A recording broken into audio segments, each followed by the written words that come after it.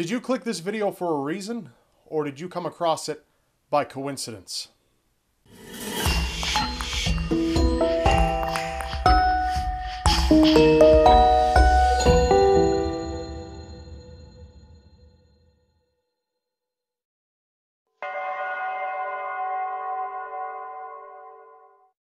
Joseph Aigner was a painter in 19th century Austria. He had the opportunity to paint portraits for Austrian leaders and writers alike. At only 18 years old, his darkness had already caught up with him. He made the critical decision to end his own life.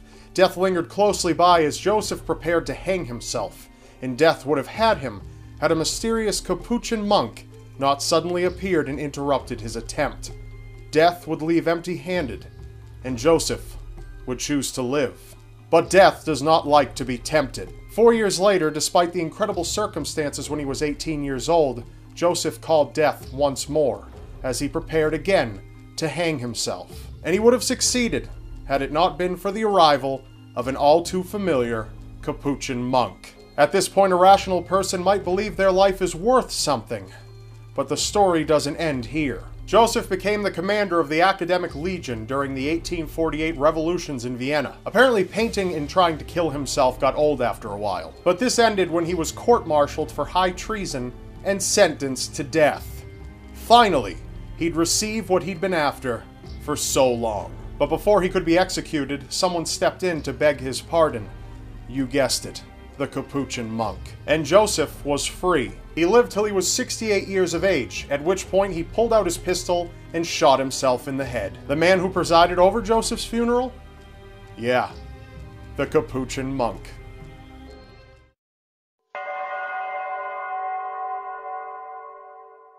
There are 6 million car accidents each year, and that's in the United States alone. Out of those 6 million, over 40,000 people will die, some of them members of the same family. As devastating as it is, one pair of brothers from Bermuda were able to cross the line from tragic to seriously strange. Erskine Lawrence Eben was only 17 when he died, the victim of a motor collision. He was riding his moped at the time when he was struck by a taxi and killed. Just the year prior, his brother Neville experienced a very similar accident.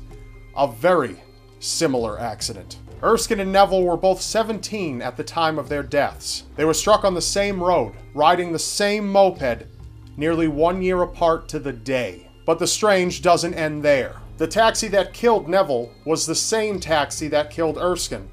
The same driver was driving, and he was even carrying the same passenger. Do you find that unbelievable? You should ask what the taxi driver thinks.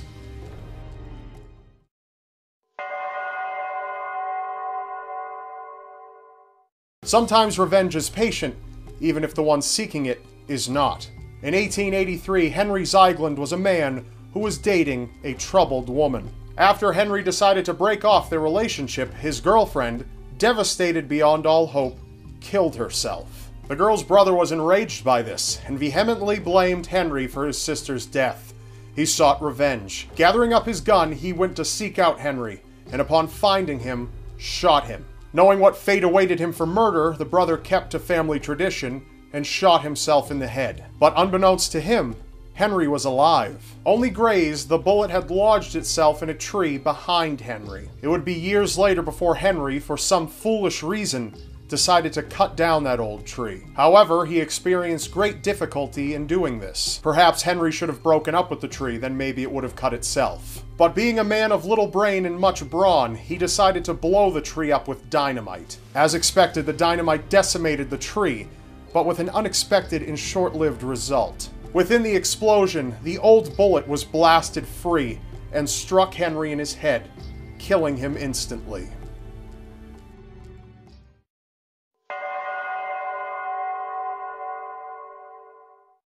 Edgar Allan Poe was a man surrounded by a dark and eerie aura, which made him one of the most famous writers of all time. Out of his many works, he only ever completed one novel. Though in keeping with Poe's obsession with death, this book would prove to come very much alive. In the novel, the narrative of Arthur Gordon Pym of Nantucket, a whaling ship is capsized in a storm, leaving only 4 survivors, one of which was named Richard Parker. Richard suggested that the other 3 survivors draw lots in order to decide who would die in the event that the other men had to eat. Much to his dismay, Richard is the one selected to die, and is cannibalized by the 3 other men. The story is a gruesome situation that no one would ever want to find themselves in, but you'll come to find that some people have all the luck.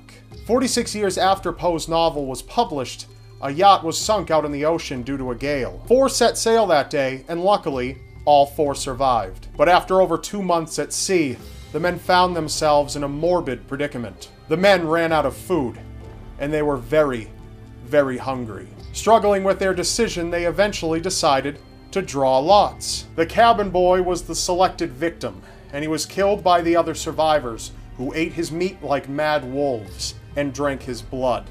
The cabin boy's name was Richard Parker. Some say coincidence doesn't exist, and that all things happen for a reason. If that's so, I believe some reasons are better left unknown. That's all for now. Remember, you may not believe it, but anything is possible in a world so seriously strange. I'm Rob Dyke, and I'll see you next time. Please show the artist for this episode some love by liking her fan page linked in the description below. Also, if you enjoyed, I would seriously appreciate if you thumbs up and favorite this video. And if you haven't yet, please subscribe to my channel.